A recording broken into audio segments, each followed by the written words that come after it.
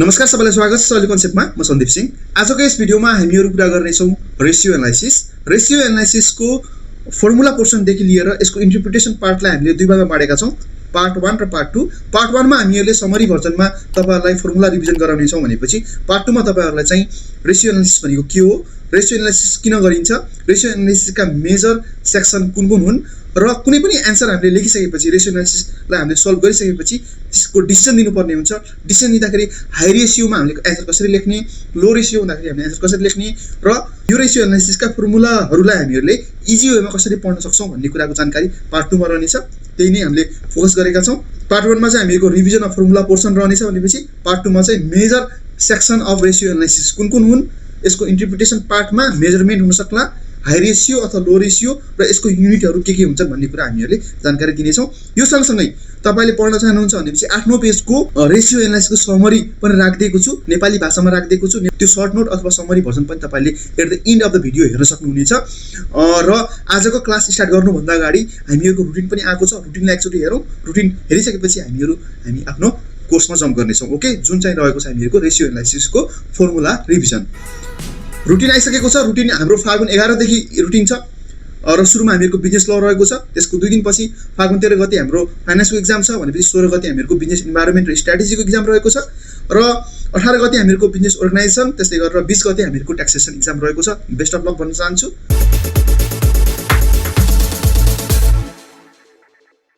कोर्समा सुरुमा हामीहरुको फर्मुलालाई मात्र रिभिजन गरौँ, त्यसपछि 1 बाइ 1 स्टडी गर्नेछौं। फर्मुला रिभिजन गर्ने क्रममा हामीहरुको 5 खालको रेशियो छ, जस अन्तर्गत liquidity ratio, asset management ratio, त्यस्तै गरेर debt management ratio, profitability ratio र मार्केट भ्यालु रेशियो छ। यसैका हामीहरुले चाहिँ फर्मुलाहरुलाई हेर्नेछौं। यो सँगसँगै हामीलाई टुप्पोनी इक्वेसन र फ्री क्याश फ्लोको पनि हामीहरुलाई चाहिँ फर्मुला थाहा हुनुपर्छ। मोटामोटी एक्जाम पोइन्ट अफ भ्यूबाट हामीहरुले 25 वटा फर्मुला पढे पुग्छ, जुन एकदमै इम्पोर्टेन्ट रहेको छ। त्यो फर्मुलाहरु धेरै छन् तर मेजरली इम्पोर्टेन्ट फर्मुलाहरु भनेको 25 वटा रहेको छ। यसलाई नै हामीले 1 बाइ 1 सुरुमा हेर्ने छौं। ओके, सुरुमा आउँछ हामीहरुको लिक्विडिटी रेशियो। लिक्विडिटी रेशियो हामीहरुको सुरुमा छ करेन्ट रेशियो। करेन्ट रेशियोलाई हामीले सर्टकटमा सीआर ले पनि इन्डिकेट गर्छौं, जसको फर्मुला रहन्छ current assets by current liability. Okay, current रेशियोको फर्मुला के रहेछ? Current assets by current liability. त्यस्तै गरेर क्विक रेशियोको फर्मुला रहन्छ हामीहरुको quick assets by current liability. Quick रेशियोलाई हामीले अर्को भाषामा लिक्विडिटी रेशियो अथवा एसिड टेस्ट रेशियो पनि भन्न सक्छौं। र क्विक एसेट्स भनेको कन्फ्युजन हुन सक्छ। क्विक एसेट्स भनेको केही पनि हैन, करेन्ट एसेट्सबाट हामीहरुले इन्भेन्टरीको पार्टलाई घटाइदिने भनेपछि हाम्रो के आइहाल्छ? क्विक एसेट आइहाल्छ। र यसको आन्सर जहिले पनि हामीले केमा लेख्नु पर्ने हुन्छ? टाइम्समा लेख्नु पर्ने हुन्छ। ओके, टाइम्स जति आयो 2 टाइम्स, 3 टाइम्स, 4 टाइम्स हुन सक्छ अथवा 0.5 टाइम्स आन्सर चाहिँ टाइम्समा लेख्नु पर्ने हुन्छ। यो पछाडीको युनिट्स लेख्न चाहिँ हामीले एक्जाममा कहिले पनि बिर्सिनु हुँदैन। त्यसै गरेर सेकेन्ड टाइप्स अफ रेशियो हामीहरुको रहेको छ एसेट्स म्यानेजमेन्ट रेशियो। र एसेट म्यानेजमेन्ट रेशियोको फर्मुला जस्तै इन्भेन्टरी टर्नओभर रेशियो सुरुमा रहेको छ। र एसेट म्यानेजमेन्ट रेशियोमा जहाँ हामीलाई इन्भेन्टरी टर्नओभर आउँछ नि त्यहाँ हामीले के राख्ने? माथि के राख्ने? जहिले पनि सेल्स राख्ने र तल के राख्ने? सुरुमा जेको इन्भेन्टरी टर्नओभर भनेको त्यो चाहिँ हामीले के राख्ने? तल राख्ने। ओके, जस्तै सेकेन्ड हेरौँ, रिसिभेबल टर्नओभर रेशियो छ। टर्नओभर आउने बित्तिकै माथि के राख्ने भनेको छु मैले? सेल्स राख्ने भनेको छु। तल के राख्ने भनेको छु? रिसिभेबल छ भने चाहिँ तल रिसिभेबल राख्ने, सेल्स बाइ रिसिभेबल। त्यसै गरेर अर्को फर्मुला हेरौँ, फिक्स एसेट टर्नओभर। टर्नओभर आयो, टर्नओभर आउने बित्तिकै माथि के राख्ने? सेल्स राख्ने, तल के राख्ने? क्वेशनले जे भनेको छ त्यही। जस्तै कसको टर्नओभर हो? फिक्स एसेटको छ भने चाहिँ तल फिक्स एसेट राख्ने। त्यस्तै गरेर अर्को फर्मुला हेरौँ, टोटल एसेट टर्नओभर छ। टोटल एसेट टर्नओभरमा हामीहरुको टर्नओभर आउने बित्तिकै माथि के राख्ने भनेको छु? सेल्स राख्ने, तल जसको हो त्यसकै भनेपछि टोटल एसेट्सको टर्नओभर भनेपछि तल टोटल एसेट्स भनिसकेपछि जहाँ टर्नओभर देख्नुहुन्छ तपाईले त्यहाँ माथि चाहिँ के राख्ने? सेल्स राखिदिने, तल चाहिँ के राख्ने? जसको टर्नओभर। जस्तै इन्भेन्टरी टर्नओभर भनेपछि तल इन्भेन्टरी, रिसिभेबलको टर्नओभर भनेपछि तल रिसिभेबल, फिक्स एसेटको भनेपछि तल फिक्स एसेट। यसरी तपाईले सम्झिन सक्नुहुन्छ। र टर्नओभरको आउने बित्तिकै हामीले केमा राख्नुपर्छ? टाइम्समा लेख्नुपर्छ। ओके, टर्नओभर आउने बित्तिकै टर्नओभर रेशियो आउने बित्तिकै हामीले के राख्ने? युनिट चाहिँ टाइम्स। जस्तै 3 टाइम्स, 4 टाइम्स यसरी हामीले गर्न सक्नु पर्ने हुन्छ। तर एसेट म्यानेजमेन्ट रेशियोमा यो बाहेक अरु दुईटा फर्मुला पनि छन् जुन तपाईले सम्झिनु पर्छ। जम्मा टर्नओभर आउन भनेपछि अघिसम्म हामीले माथि सेल्स राखेका थियौं भनेपछि अब कहाँ राख्ने? सेल्स तल राख्ने भनेपछि तल सेल्स माथि जे हो त्यही। डे सेल आउटस्ट्यान्डिङ भनेको हामीले खास रिसिभेबलसँग यो लिंक छ, त्यसैले रिसिभेबल लेख्छौं इन्टु डेज एन्ड इयर गर्छौं। त्यस्तै गरेर अर्को फर्मुला रहेको छ एभरेज पेमेन्ट पिरियड रहेको छ। अब माथि एमा त टर्नओभर आएको छैन भने चाहिँ टर्नओभर नआएपछि तल के राख्ने? सेल्सको ठाउँमा यो पर्चेससँग रिलेटेड हो, त्यसले पर्चेस राख्छौं। Account payable into days and year र यसको आन्सर हामीहरुको केमा हुन्छ? डेजमा हुन्छ। त्यसै गरेर हामीले एसेट म्यानेजमेन्ट रेशियोको फर्मुलाहरु पनि हामीले सिक्ने मौका पायौं। त्यसै गरेर अगाडि बढौं।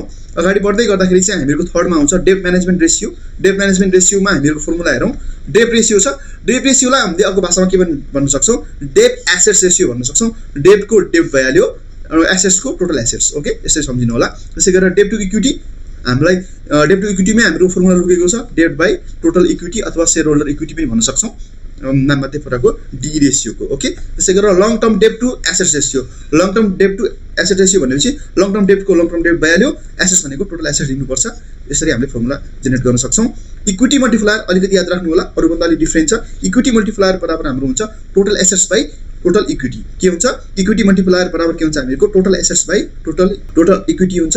र अहिलेसम्मका जति पनि रेशियो छ यसको एन्सर हामीले पर्सेन्टेजमा लेख्नुपर्ने हुन्छ। डेट रेशियोको एन्सर पर्सेन्टेजमा, डेट टु इक्विटी रेशियोको पनि एन्सर पर्सेन्टेजमा, इक्विटी मल्टिप्लायरको पनि पर्सेन्टेजमा लेख्नुपर्ने हुन्छ। भनेपछि यो बाहेक अरू पनि छ, जस्तै टाई रेशियो छ अथवा इन्ट्रेस्ट कभरेज रेशियो। एक्जाममा हामीलाई सोध्न सक्छ, न्युमेरिकल पोर्सनमा आउन सक्ने धेरै इम्पोर्टेन्ट फर्मुला रहेको छ यो।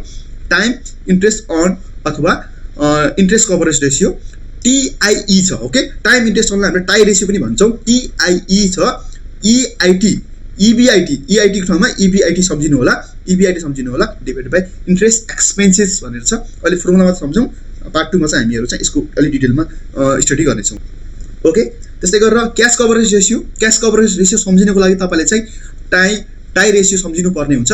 टाई रेशियोको फर्मुला के थियो, EBIT बाइ इन्ट्रेस्ट एक्सपेन्सेस थियो भनेपछि अब EBIT सँगसँगै हामीले EBIT मा अथवा अपरेटिङ इन्कममा हामीहरुले के पनि जोड्नु पर्ने हुन्छ, डिप्रिसिएसनको पार्ट पनि जोड्नु पर्ने हुन्छ। क्याश कभरेज रेशियो आउँछ। ओके, र यसको एन्सर हामीहरुले टाइम्समा लेख्नु पर्ने हुन्छ। टाई रेशियो र क्याश कभरेज रेशियोको युनिट चाहिँ के हुन्छ हामीको टाइम्स हुन्छ। एन्सर हामी जहिले पनि केमा लेख्नु पर्ने, टाइम्समा लेख्नु पर्ने हुन्छ। त्यसै गरेर अगाडि बढौँ। अगाडि बढ्ने क्रममा हामीहरुको छ प्रॉफिटेबिलिटी रेशियो रहेको छ। प्रॉफिटेबिलिटी रेशियोकोमा हेरौँ, प्रॉफिटेबिलिटी रेशियोमा ग्रोस प्रॉफिट मार्जिन, जहाँ मार्जिन आउँछ त्यहाँ हामीले तल के लेख्ने, सेल्स लेख्ने। जहाँ मार्जिन आउँछ तल के लेख्ने, सेल्स लेख्ने। टर्नओभर भएको बेलामा कहाँ राख्ने, माथि राख्ने, सेल्स मार्जिन भएको बेलामा तल राख्ने। जस्तै ग्रोस प्रॉफिट मार्जिन छ भनेपछि gross profit by sales. Net profit margin छ, नेट इन्कम। नेट प्रॉफिट भन्नु के हो, नेट प्रॉफिट भन्नु, रिटर्न भन्नु अथवा नेट इन्कम भन्नु एउटै कुरा हो, यो बुझ्नु होला। मार्जिन भएपछि तल सेल्स राख्छौँ हामीहरुले। त्यसै गरेर बेसिक अर्निङ पावर रेशियो छ। बेसिक अर्निङ पावरको फर्मुला हुन्छ हामीहरुको EBIT बाइ टोटल एसेट्स हुन्छ। EBIT बाइ टोटल एसेट्स, यो सम्झिनु होला। त्यस्तै गरेर ROA return on assets. Return भन्ने बित्तिकै के भनेको छु मैले, नेट इन्कम भनेर बुझ्नु होला। रिटर्नलाई नेट इन्कम, एसेट्सको टोटल एसेट्स, हैन। त्यस्तै गरेर अगाडि बढौँ। रिटर्न अन इक्विटीको फर्मुला छ हामीहरुको। रिटर्न भन्ने बित्तिकै हामीले के बुझ्नुपर्छ, नेट इन्कम बुझ्नुपर्छ। इक्विटीको इक्विटी कमन इक्विटी, यसरी तपाईले फर्मुलाहरु डिराइभ गर्नुपर्ने हुन्छ। र यिनीहरुको एन्सर हामीले केमा लेख्ने, पर्सेन्टेजमा लेख्नु होला। यो चाहिँ बेसी नबिर्सिनु होला है, एक्जाम पोइन्ट अफ भ्यूबाट त अझ धेरै राम्रो मानिदैन। ओके, त्यसैले युनिट पनि सम्झिनु होला। त्यस्तै गरेर अगाडि बढौँ।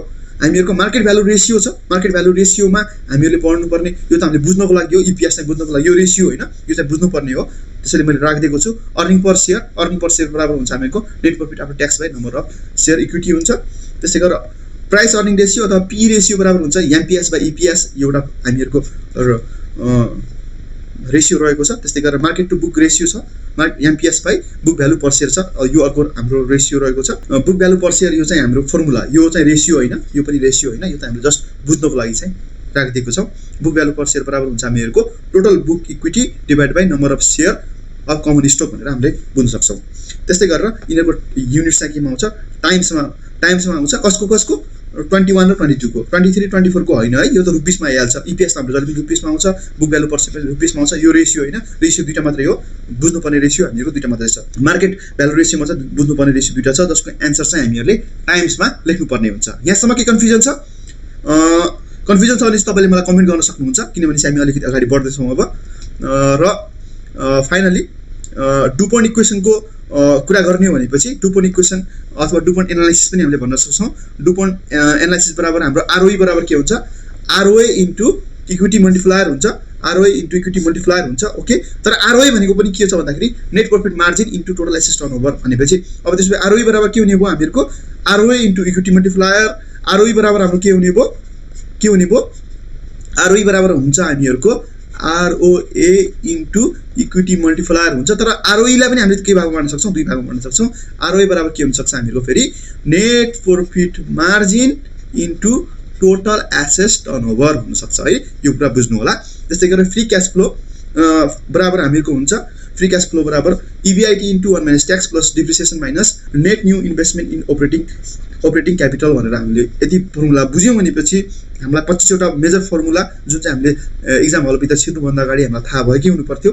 फर्मुला तपाईँलाई मैले सिकाउने कोसिस गरेँ, तर यो फर्मुलाले भन्न खोजेको कुरा के हो र यसको हाई रेसियो हुँदाखेरि अथवा लो रेसियो हुँदाखेरि कसरी चाहिँ हामीले इन्टरप्रिट गर्ने, हामीले एक्जाममा त सोल्युसन त गऱ्यौँ,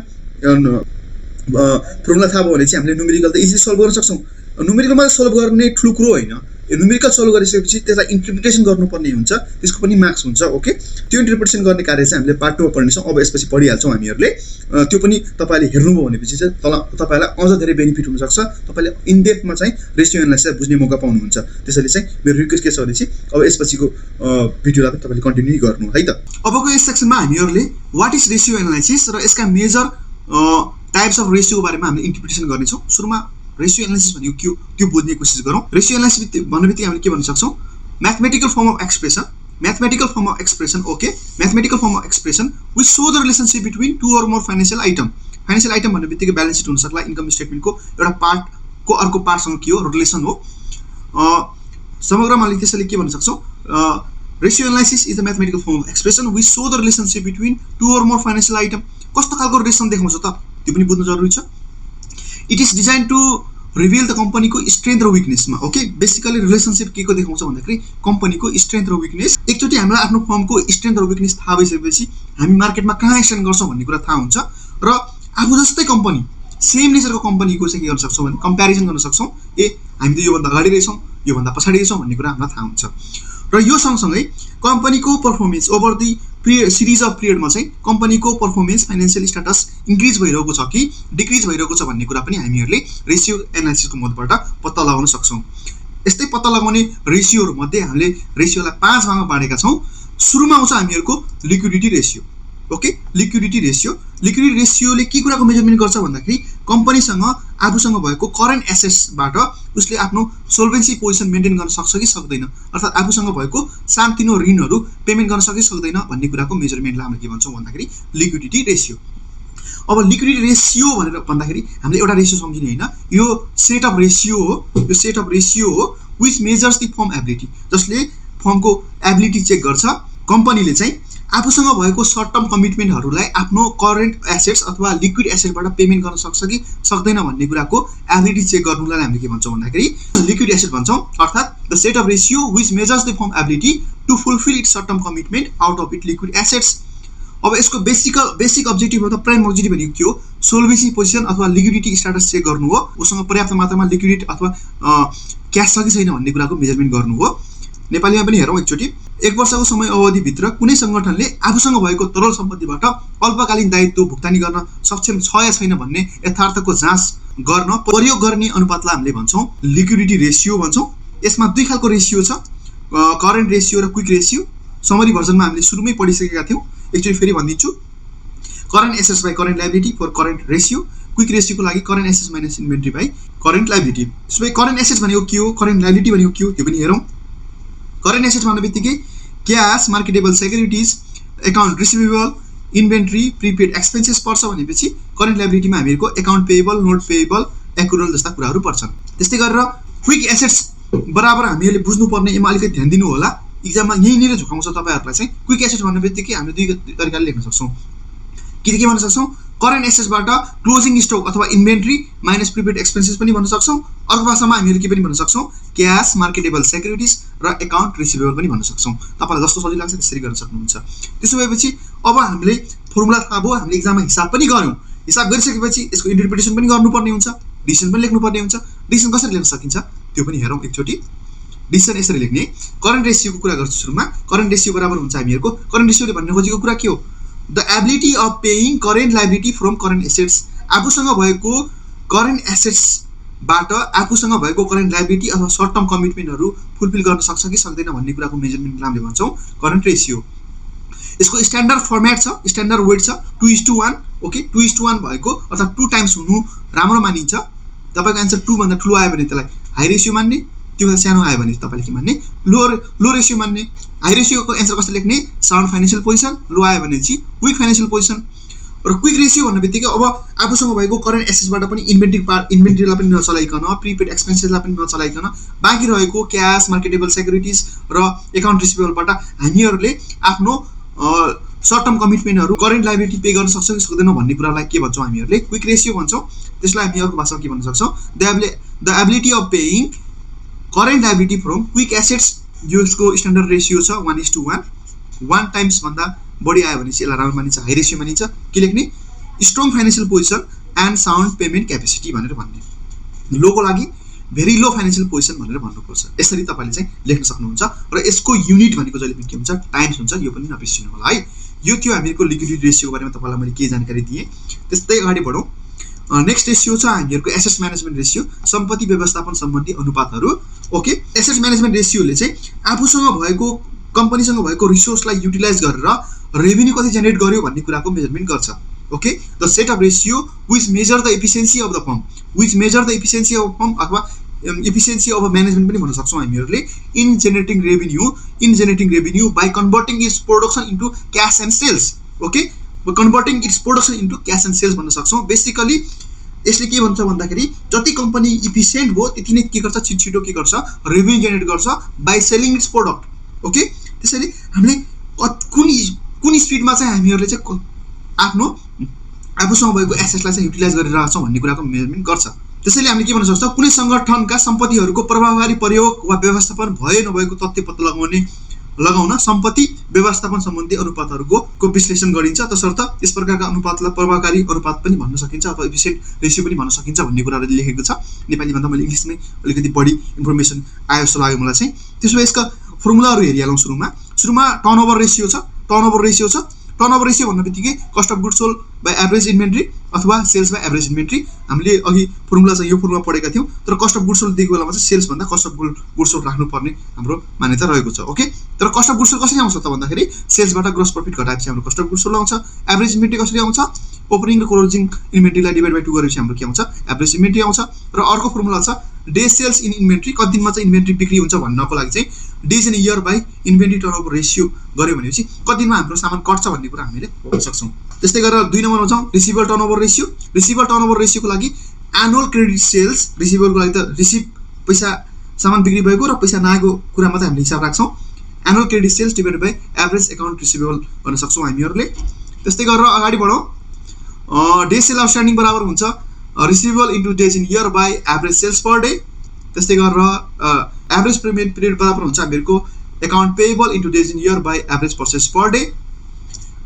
फिक्स एसेट्स टर्नओभर रेसियो बराबर हुन्छ हाम्रो sales by net fix assets, where net fix assets बराबर हुन्छ gross fix assets minus depreciation हुन्छ, यो पनि बुझ्नुहोस्। र टोटल एसेट्स टर्नओभर रेसियो बराबर हुन्छ हामीहरूको sales by total fix assets हुन्छ। ओके, र यसको इन्टरप्रिटेसन पनि गर्न जरुरी छ। हिसाब त हामीले गऱ्यौँ, हिसाब गरिसकेपछि हाम्रो सुरुमा inventory turnover ratio. Inventory turnover रेसियोले के भन्छ भन्दाखेरि किन मेजरमेन्ट गरिन्छ इन्भेन्ट्री टर्नओभर रेसियो भनेको के हो भनेको how rapidly or slowly inventory is selling. Inventory हामीसँग भएको इन्भेन्ट्रीहरू कति छिटो अथवा ढिलो चाहिँ सेल भइरहेको छ, अथवा हामीले ल्याएको र मेटेरियलहरू सामान फिनिस गुड बनेर चाहिँ मार्केटमा कति छिटो गइरहेको छ कि ढिलो गइरहेको छ भन्ने कुराको मेजरमेन्टलाई हामीले के भन्छौँ भन्दाखेरि इन्भेन्ट्री टर्नओभर रेसियो। यसको लागि चाहिँ फिक्स जस्तै करेन्ट रेसियो र क्विक रेसियोको जस्तो 2:1, 1:1 फिक्स हुन्न। यसमा चाहिँ हामीहरूले इन्डस्ट्रीको एभरेजलाई लिएर चाहिँ कम्पेरिजन गर्छौँ। यसमा चाहिँ जुन क्वेसनले दिएकै हुन्छ, दिएन भनेपछि हामीले कम्पेयर गर्न जरुरी छैन। एन्सर टाइम्समै छ जति छिटो सामान मार्केटमा गयो त्यति छिटो के हुन्छ, पैसा कम्पनीमा आउँछ भनेपछि जति इन्भेन्ट्री टर्नओभर जति बढी भयो त्यति हामीले के मान्ने, गुड मान्ने। किन गुड मान्ने, because inventory is selling faster and faster, छिटो एन्ड छिटो। इन्भेन्ट्री छिटो बिक्री हुने मात्रै कुरा होइन के, र मेटेरियल हामीले राख्दाखेरि गोदाममा राख्नु पर्यो, गोदामको पैसा तिर्नुपर्छ, गोदाममा राख्दाखेरि सामान फुट्न सक्ला, गल्न सक्ला, सड्न सक्ला होइन, यसको कस्ट छुट्टै छ। अरू सामान एक्सपायर हुन सक्ला होइन, यस्ता कस्टहरू लाग्न सक्छन् जसले गर्दाखेरि छिटो र मेटेरियल ल्यायो छिटो बिक्री भयो भने चाहिँ हामीलाई त्यो टेन्सन पनि रहेन। There is a less possibility of holding the outdated स्टकको कुरा पनि आउँछ। ओके, लो रेसियो हुँदाखेरि नट गुड, ठ्याक्कै अपोजिट, किनभने सामान इन्भेन्ट्री बिस्तारै घटिरहेको छ, त्यसैले स्लोली नै पैसा आउने भयो, रेभेन्यू जेनेरेट हुने भयो। र there is a possibility of holding the idle and outdated स्टकको कुरा पनि आउँछ। ओके, त्यस्तै गरेर सेकेन्डमा हेरौँ day sale outstanding. Day sale outstanding भनेको के हो, कति हामीले उधारमा बेचेको सामान कति दिनमा कस्टमरले हाम्रो पैसा फिर्ता गरिरहेको छ। तपाईँको पसल छ, तपाईँले सामान बेच्नुभयो, आजको भोलि पैसा दिएको उधारको पैसा फिर्ता आएको राम्रो मान्नुहुन्छ कि 1 वर्षपछि दिएको राम्रो मान्नुहुन्छ? जति छिटो दियो त्यति राम्रो। अभियसली कम्पनीमा पनि त्यही हो, जति छिटो दियो त्यति 10 दिनमा दियो, 5 दिनमा दियो, 2 दिनमा दियो, आजको भोलि दियो, जति छिटो दियो त्यति राम्रो मानिन्छ। त्यसैले हाई रेसियो हुनु भनेको अथवा हाई एन्सर आउनु भनेको राम्रो मानिँदैन, नट गुड। किन भनेपछि त्यसले के कुराको इन्डिकेसन गर्छ, कस्टमरले त ढिलो हामीलाई पेमेन्ट गरिरहेको छ, उधारमा सामान लिने र ढिलो 1 वर्षपछि 100 दिनपछि पैसा फिर्ता गर्ने, 200 दिनपछि फिर्ता गर्ने, त्यो मान्छे भागिदिनु पनि सक्छ नि, होइन? त्यहाँ रिस्क हुन्छ। त्यसैले के कुराको इन्डिकेसन गर्छ हामीलाई, कस्टमरले ढिलोभन्दा ढिलो हामीलाई के गरिरहेको छ, पेमेन्ट गरिरहेको छ, त्यहाँ चाहिँ रिस्क क्रिएट हुन्छ र ब्याड डेब्ट हुने चान्स हाई हुन्छ। र लो रेसियो हुँदाखेरि अथवा एन्सर लो आउँदाखेरि के मानिन्छ भन्दाखेरि कस्टमर आर पेइङ प्रम्पटली, छिटो पेमेन्ट गरिरहेको छ र त्यहाँ ब्याड डेब्ट हुने अथवा फाइनेन्सियल रिस्क हुने चान्स एकदमै कम छ भन्ने बुझ्नुपर्छ। ओके, त्यस्तै गरेर थर्ड रेसियो आउँ, fixed asset turnover ratio. Okay, total asset turnover रेसियोको लागि यसरी नै लेख्नु होला, एउटै मैले इन्डिकेसन एउटा राखिदिएको छु। How much sale is generating by rupee invested in the fix assets. Okay, 1 रुपियाँ फिक्स एसेटमा लगाउँदाखेरि कति सेल्स भइरहेको छ? एन्सर टाइम हाम्रो युनिट टाइम्समा हुन्छ र जति रेसियो बढ्यो त्यति राम्रो, किनभनेपछि हाम्रो फिक्स एसेट्स चाहिँ के भइरहेको छ, फिक्स एसेट्स भन्नाले मसिन हुन सक्ला, बिल्डिङ हुन सक्ला, ओके, ट्रान्सपोर्टेसनको भेहिकल्स हुन सक्ला।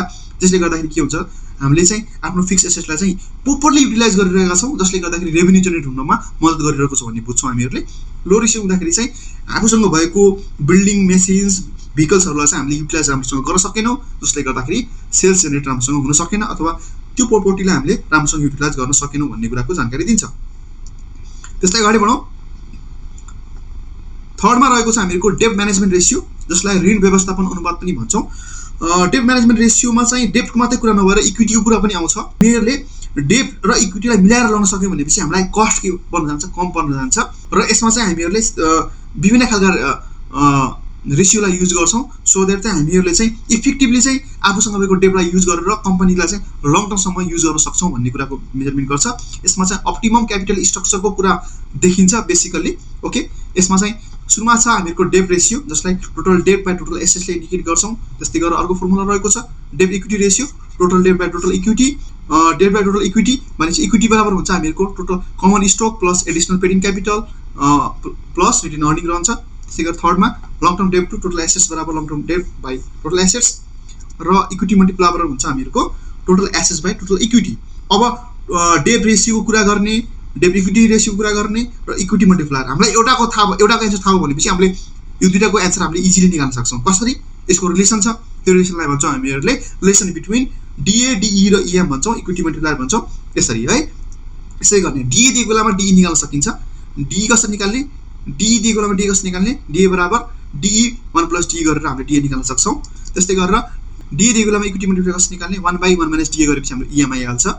त्यस्तै गरेर डिई दिएको बेलामा इएम निकाल्नको लागि 1 + डिई गरिदिएपछि हाम्रो एन्सर आइहाल्छ र डिए दिएको बेलामा डिई कसरी निकाल्ने, डिए 1 - डिए गरेपछि हाम्रो डिई आइहाल्छ। यसरी हामीहरूले एउटा थाहा पायो भनेपछि अरू दुईटा हामीले इजिली निकाल्न सक्छौँ। कहिलेकाहीँ क्वेसनमा तपाईँलाई नदिन सक्छ, यो रिलेसनसिपबाट तपाईँले एन्सर निकाल्न सक्नुहुन्छ है त।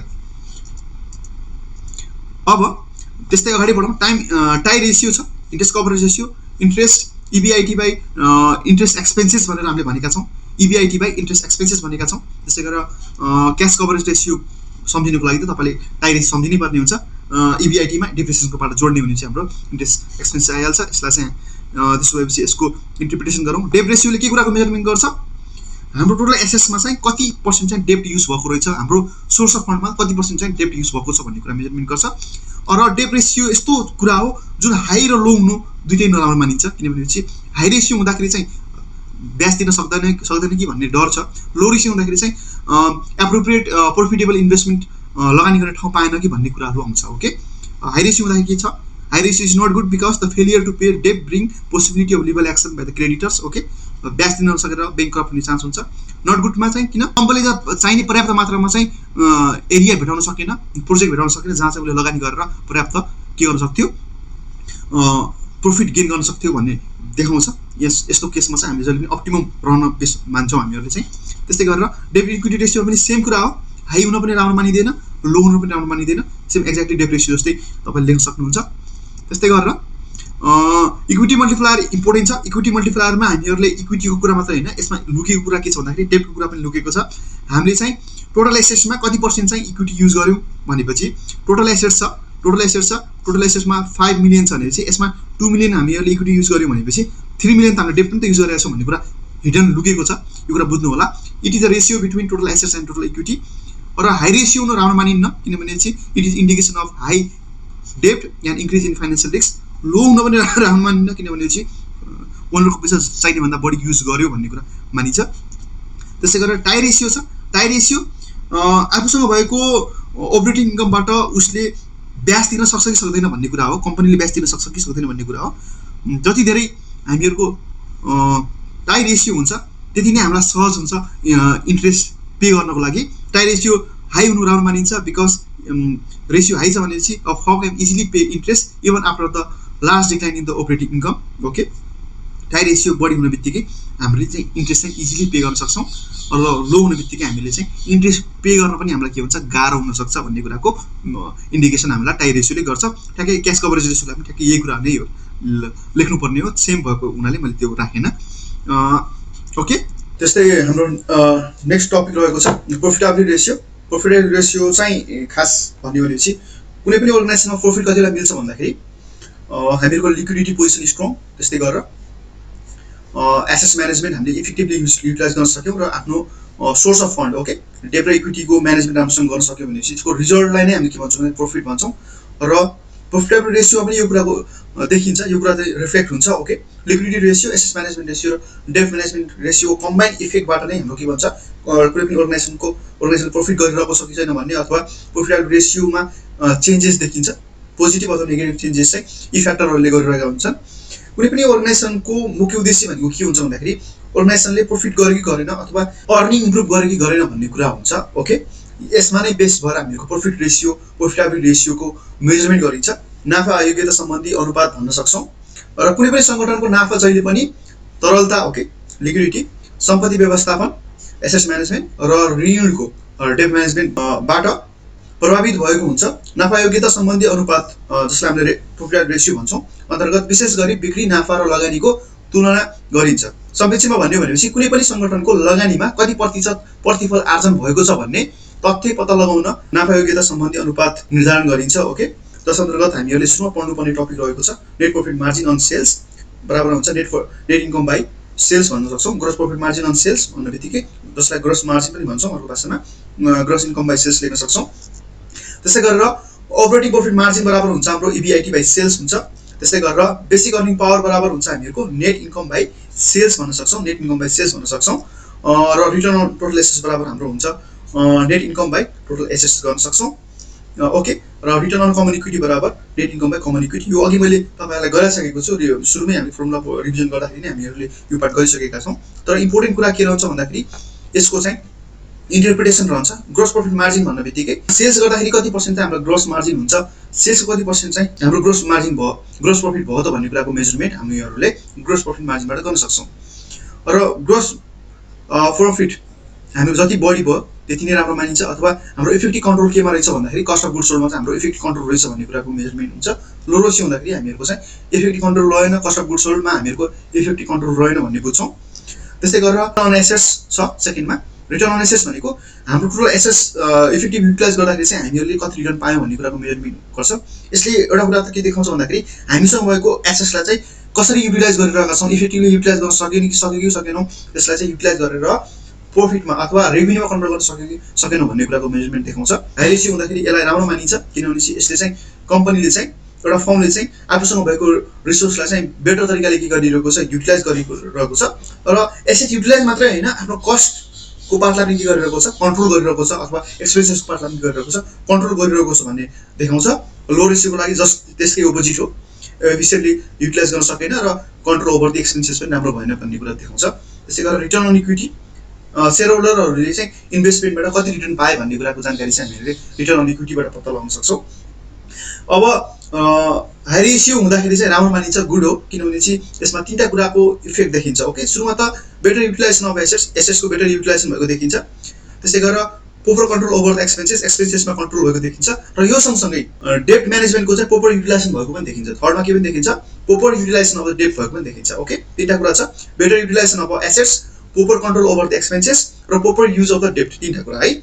एउटा चाहिँ युटिलाइजेसन अफ एसेट्स, दोस्रो हामीहरूको एक्सपेन्सेसलाई कटिङ गरिरहेको छौँ हैन, एक्सपेन्सेसलाई घटाइरहेको छौँ, र थर्डमा चाहिँ लोनको पार्टलाई पनि हामीले इफेक्टिभ तरिकाले चाहिँ युटिलाइज गरिरहेको छौँ भन्ने कुरा देखाउँछ। अब लो रेसियोलाई जस्ट त्यसकै अपोजिट हो, अर्थात् नट गुड, र हामीहरूको चाहिँ बेटर युटिलाइजेसन गर्न सकेनौँ, इफेक्टिभली युटिलाइजेसन गर्न सकेनौँ, लोनलाई पनि हामीले खासै प्रायोरिटीमा राखेनौँ, लोन पार्टलाई पनि, र एक्सपेन्सेसलाई पनि कन्ट्रोल गर्न सकेनौँ भन्ने कुराको जानकारी दिन्छ। त्यसै अगाडि बढौँ। Market value ratio, market value रेसियोले चाहिँ प्राइस अर्निङ अथवा सेयरको भ्यालुमा इन्क्रिज भयो कि भएन भन्ने कुराको जानकारी दिन्छ हामीहरूलाई। सिम्पल भाषामा बुझ्दाखेरि मार्केट भ्यालु रेसियोले चाहिँ हामीसँग भएको इक्विटीको भ्यालु इन्क्रिज भयो कि भएन भन्ने कुराको जानकारी चाहिँ हामीलाई मार्केट भ्यालु रेसियोले दिन्छ। सो विभिन्न रेसियो छ, the set of ratio that is related to the firm stock price to its earning हुन सक्ला, क्याश फ्लो हुन सक्ला, बुक भ्यालु पर सेयर जस्ता कुराहरू हुन सक्छ। And thus give the management an indication of what investor think about the company past performance and the future prospect. Market value रेसियोले चाहिँ इपिएस हेरेर, ओके, अर्निङ पर सेयर, एउटा सेयरबाट तपाईँले 10 रुपियाँ कमाइराख्नु भएको छ, एउटा सेयरमा तपाईँले 15 रुपियाँ कमाइराख्नु भएको छ भनेपछि यसमा हामीले कम्पेयर गर्न सक्छौँ। ओ इपिएस जसमा बढी छ त्यसमा लगानी गर्न सकिएला, एउटा इन्भेस्टरको थिङ्किङ हुन सक्ला। ओके, कुन इन्भेस्टरको नलेज हुनुछ, कसैले चाहिँ सर्ट टर्ममा हेर्ला, कसैले लङ टर्ममा हेर्ला होइन, यसबाट देयर थिङ्किङ क्यापेसिटी इन्भेस्टरको र फ्युचर पर्सपेक्टलाई हेर्न सक्ने दृष्टिकोणले चाहिँ इपिएस एउटा सबैभन्दा सजिलो तरिका, इपिएस हेरेर हामीले पनि मार्केटमा कुनमा लगानी गर्ने भन्ने थाहा पाउन सक्छौँ। इपिएस मात्रै नभएर अरू धेरै कुराहरू छन् जुन चाहिँ मार्केट भ्यालु रेसियो अन्तर्गत पर्छन्, त्यो हेरेर हामीले इजिली के थाहा पाउन सक्छौँ भन्दाखेरि कसमा लगानी गर्ने नगर्ने अथवा कम्पनीको मार्केटमा स्ट्याटस के छ त, मार्केटमा बोली के छ त भन्ने कुरा हामीले इजी थाहा पाउन सक्छौँ। ओके, बजार मूल्य सम्बन्धी अनुपातहरू, कुनै पनि सङ्गठनको अन्तिम लक्ष्य भनेको के हुन्छ भन्दाखेरि साधारण सेयरको बजार मूल्यमा अभिवृद्धि गर्नु हो होइन। सेयरमा चाहिँ आफ्टरअल जति चाहिँ कुरा गऱ्यो भने पनि हामीले चाहिँ फाइनली चाहिँ सेयर प्राइस इन्क्रिज हुन्छ कि हुन्न भन्ने कुरा हो। यसको लागि चाहिँ तपाईँको लिक्विडिटी पोजिसन राम्रो हुनु पर्ला, डेट म्यानेजमेन्ट राम्रो हुनु पर्ला, एसेट म्यानेजमेन्ट राम्रो हुनु पर्ला, कम्पनीले प्रफिट कमाएको हुनु पर्ला, यस्ता विभिन्न कुरा ब्याक इन्डमा त यो कुरा छँदैछ। तर आफ्टरअल सामान्य एउटा लेमन मान्छेले चाहिँ यो कुरामा धेरै कुरामा ध्यान दिँदैन, उसले कम्पनीले प्रफिट गरिरहेको छ कि छैन अथवा अर्निङ पर सेयर उसको राम्रो छ कि छैन भन्ने कुरा मात्रै उसले ख्याल राख्छ भनेपछि यसका लागि चाहिँ विभिन्न टर्महरू छन् जुन चाहिँ हामीले जान्नै पर्ने छ। EPS, earning per share, earning बढिरहेको छ कि छैन, एउटा सेयरबाट कति अर्निङ पाइरहेको छौँ, एउटाले 10 रुपियाँ दिन्छ, एउटाले 20 रुपियाँ दिन्छ। अभियसली जसले 20 रुपियाँ दिन्छ त्योतिर चाहिँ मान्छे चाहिँ अट्र्याक्ट हुन सक्ला होइन। Total profit after tax divided number of share हुनसक्छ र प्रिफर्ड डिभिडेन्ड हो, प्रिफर्ड सेयरको केसमा चाहिँ प्रिफर्ड डिभिडेन्डको पार्टले हामीले घटाइदिन्छौँ। प्राइस पी रेसियोबाट मार्केट प्राइस कति छ र इपिएस कति छ त्यसको डिभाइड गरेपछि हाम्रो आइहाल्छ, पी रेसियो आइहाल्छ। त्यस्तै गरेर पी रेसियोको जस्ट अपोजिट है, अर्निङ यिल्ड पनि छ। अर्निङ यिल्ड भनेको इपिएस बाई एमपिएस हुन्छ फेरि है त, इपिएस बाई एमपिएस भनेपछि इपिएस बाई एमपिएस भनेको अर्निङ यिल्ड हो, पी रेसियो भनेको MPS by EPS. Okay, book value per share, total book equity by number of common share गर्न सक्छौँ।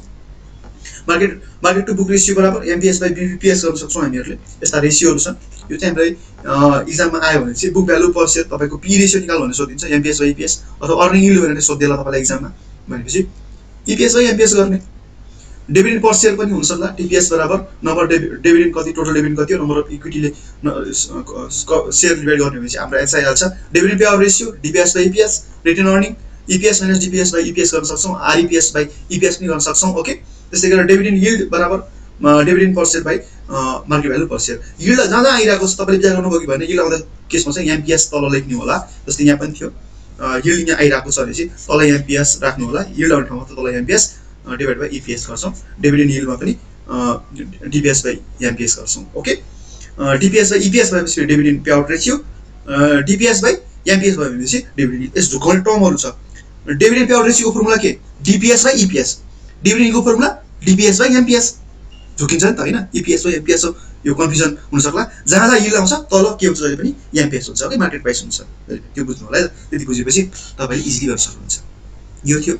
त्यस्तै गरेर यसको मेजरमेन्ट हेरौँ। Earning per share, how much income has been earn by a share, एउटा सेयरले कति रुपियाँ कमायो त भन्ने कुरा हो। जति बढायो, जति धेरै कमायो त्यति राम्रो मानिन्छ, जति कम कमायो त्यति लो भयो त्यति नराम्रो मानिन्छ। किनभने चाहिँ भविष्यमा चाहिँ अझ धेरै हामीलाई चाहिँ इन्कम कमाएर दिन सक्छ एउटा सेयरले भन्ने कुरा जानकारी हामीले हाई रेसियोबाट पाउँछौँ। दिन सक्दैन अर्निङ क्यापेसिटी छैन अथवा पोर अर्निङ क्यापेसिटी छ भन्ने कुरा चाहिँ लो रेसियोले दिइहाल्छ हामीहरूलाई। त्यस्तै गरेर प्राइस अर्निङ रेसियो ₹1 अर्निङ गरेर दिने हो भनेपछि एउटा सेयरले हामीलाई ₹1 अर्निङ गरेर दिन्छ भनेपछि यसको प्राइस कति राख्दाखेरि ठिक होला त, यो कुराको मेजरमेन्ट हामीले के गर्छौँ भन्दाखेरि प्राइस अर्निङ रेसियो। जस्तै मलाई लाग्यो, म एउटा इन्भेस्टर हो, मलाई लाग्यो कि एउटा सेयरले मलाई ₹10 कमाएर दिन्छ भनेपछि वर्षको डिभिडेन्ड दिन्छ भनेपछि यसलाई म ₹100 हाल्न रेडी छु, म रेडी छु है।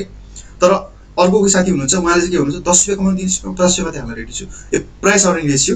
जति बढी आयो त्यति राम्रो मानिन्छ, जति कम आयो त्यति नराम्रो मानिन्छ price earning ratio. Book value per share, एक्चुअलमा यसको वर्थ कति हो त, बुक भ्यालु, यसको वर्थ नेटवर्थ कति हो त एउटा सेयरको, बुक भ्यालु भन्छौँ। र जति बढीको बुक भ्यालु जति बढी त्यति राम्रो मानिन्छ, किनभने मार्केटमा पनि त्यसले के गर्छ, इफेक्ट पार्न सक्छ, मार्केट भ्यालुमा पनि के हुन्छ, इन्क्रिज हुँदै जान्छ। र लो हुनु भनेको मार्केटलाई पनि, मार्केट प्राइस पनि के गर्न सक्छ, डिक्लाइन गरिदिन सक्छ। त्यसै गरेर market to book value ratio, यसमा चाहिँ how much investor are willing to pay per rupee net worth, okay. र जति बढी भयो त्यति राम्रो मानिन्छ, because investor are willing to pay high price, होइन, जति बढी भयो त्यति नै पैसा पेमेन्ट, एउटा सेयर किन्न त्यति जति धेरै भए पनि पैसा हालेर किन्न रेडी छन् भन्ने कुरा जनाउँछ। र लो छ भनेपछि सस्मा दिँदाखेरि मान्छेले किन खोज्दैन, इन्भेस्टरले किन खोज्दैन, त्यो सेयरमा चाहिँ फ्युचर देख्दैन भन्ने जस्तो कुराहरू आउँछ। Investor are not willing to buy the share भन्ने कुराहरू आउँछ। डुपोन्ट एनालाइसिसको कुरा गर्ने भनेपछि डुपोन्ट एनालाइसिस रेसियो एनालाइसिसको एउटा ब्रेक थ्रुको रूपमा हामीले लिन सक्छौँ। डुपोन्ट एनालाइसिस डुपोन्ट कर्पोरेसनले पत्ता लगाएको थियो र यसैको नामबाट डुपोन्ट इक्वेसन, डुपोन्ट एनालाइसिस भनेर हामीले नाम राखेका थियौँ र यो पत्ता लागेको थियो 1920 युएसएमा, ओके। र डुपोन्ट एनालाइसिस इम्पोर्टेन्ट छ फर रेसियो एनालाइसिस, किन भनेपछि यसले हामीहरूलाई चाहिँ एउटा ब्रोडर वेमा चाहिँ एनालाइसिस गर्ने मौका दिएको छ। सुरुमा डुपोन्ट एनालाइसिस भनेको के हो त्यो हेरिहालौँ। डुपोन्ट एनालाइसिस भनेको चाहिँ आरओई अर्थात् रिटर्न अन इक्विटीको एक्सटेन्ड भर्जन हो, जहाँ हामीहरूले net profit margin, asset turnover ratio र फाइनेन्सियल लिभरेजको कम्बाइन्ड इफेक्ट एकैचोटि देख्न सक्छौँ। डुपोन्ट एनालाइसिस भनेको रिटर्न अन इक्विटी भनेर बुझ्नु अहिलेको लागि। र आरओईले चाहिँ हामीहरूलाई कम्पनीको स्ट्रेन्थ पोइन्टहरू के हो र इम्प्रुभ गर्ने ठाउँहरू के छन् भन्ने कुरा पत्ता लगाइदिन्छ।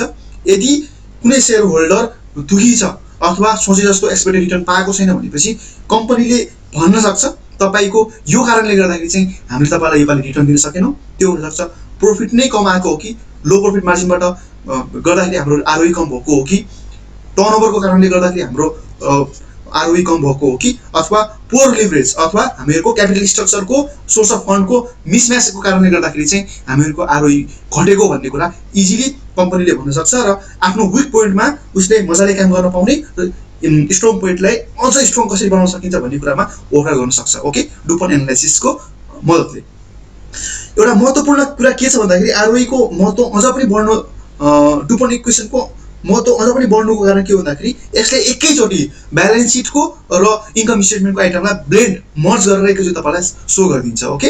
यही नै लेख्नु होला। त्यसपछि आरओई बराबर हुन्छ आरओए इन्टु इक्विटी मल्टिप्लायर, जहाँ आरओए बराबर छ हामीहरूको net profit margin into total asset turnover भनेर तपाईँले चाहिँ फर्मुला अघि पनि हामीले डिस्कसन गरिसकेका थियौँ। यो फर्मुला तपाईँले मजाले याद गर्नु होला। इक्जाममा क्वेसन आयो भने चाहिँ तपाईँले सर्ट नोट्समा होस् अथवा फर्मुला वाइज होस् तपाईँले यति कुरा चाहिँ जानेको हुनुपर्छ। त्यसो भएपछि यसलाई डायग्राम फर्ममा हेर्ने कोसिस गरौँ के रहेछ। रिटर्न अन इक्विटीलाई दुई भागमा गर्न सकिन्छ, रिटर्न अन एसेट्स र रिटर्न अन इक्विटी, ओके। यसको मल्टिप्लिकेसन गरिदिउँ र रिटर्न अन एसेट्सलाई पनि दुई भागमा गर्न सकिन्छ, नेट प्रफिट मार्जिन र टोटल एसेट टर्नओभर, यसको पनि मल्टिप्लाई गरेर हाम्रो एन्सर आउने हो रिटर्न अन एसेट्स। त्यसपछि नेट प्रफिट मार्जिनलाई दुई भागमा गर्न सकिन्छ, net income divided by sales गर्न सक्छौँ। त्यसपछि नेट इन्कम भनेको के हो, टोटल एसेट्सबाट हामीले टोटल सेल्सबाट टोटल एसेट्स घटाइदिने भने हाम्रो नेट इन्कम आउँछ। टोटल एसेट्स भनेको के हो त्यो पनि हेरौँ। टोटल एसेट्समा चारवटा कुरा पर्छ, अपरेटिङ एक्सपेन्सेस, डिप्रिसिएसन, इन्ट्रेस्ट र ट्याक्सलाई जोड्ने भने हाम्रो के आउँछ, टोटल एसेट्स आइहाल्छ। टोटल एसेट्स टर्नओभरको कुरा गरौँ। टोटल एसेट्सलाई पनि टर्नओभरलाई पनि हामीहरूले कसरी निकाल्न सक्छौँ, sales divide by total assets गरेर निकाल्न सक्छौँ, ओके। त्यसै गरी इक्विटी मल्टिप्लायर दिन्छौँ, total assets divided by equity गर्न सक्छौँ। र टोटल एसेट्स भन्ने बित्तिकै फिक्स एसेट्स र करेन्ट एसेट्सलाई हामीले चार भागमा गर्न सक्छौँ, क्यास एन्ड ब्याङ्क गर्न सक्छौँ, मार्केटेबल सेक्युरिटिज, रिसिभेबल र इन्भेन्टरी गर्न सक्छौँ। र इक्विटीलाई पनि हामीले तीन भागमा बाँड्न सक्छौँ, रिटेन अर्निङ, पेरिङ क्यापिटल र कमन स्टक गरेर गर्न सक्छौँ। अहिलेसम्म हामीहरूले डिस्कस गरेको टपिक थियो revision of formula, revision of ratio analysis. अहिलेसम्म जति पनि साथीहरूले भिडियो हेरिराख्नु भएको छ, तपाईँहरूलाई भिडियो कस्तो लाग्यो, यदि भिडियो मन परेको छ भने प्लिज सेयर गरिदिनु होला, साथीभाइमा सेयर गरिदिनु होला। र हामीसँग अझ नजिक रूपमा जोडिन चाहनुहुन्छ भनेपछि बीबीएस ग्रुपमा जोइन हुन सक्नुहुनेछ। र यसपछि मैले तपाईँहरूलाई चाहिँ समरी अफ रेसियो एनालाइसिस राखिदिएको छु, त्यो पनि हेर्नु होला। यति भन्दै आजको क्लासबाट म बिदा लिन्छु। हस्त नमस्कार, ओके।